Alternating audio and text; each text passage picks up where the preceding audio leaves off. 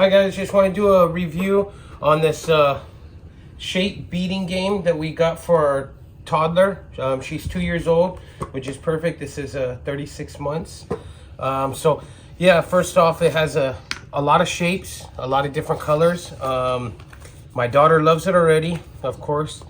What I like about it is it has these cards, and you can what we do is we give them to our daughter and we tell her to try to make exactly what it looks like in here on this platform right there. So there's a lot of different ones, front and back. Really cool. It's fun. It's entertaining for her.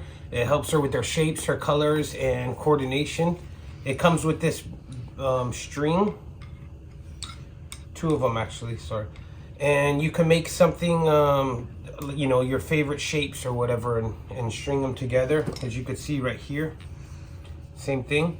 And it comes with a cool bag. So we've already taken this out since she likes it and it's entertaining for her. We take it out so we have a cool travel bag to take it wherever we go. So yeah, it's a cool activity, fun. It's a building activity which we like, and I would definitely recommend. I think your child's gonna get a lot of fun out of this and entertainment, and it's great for learning. Thank you.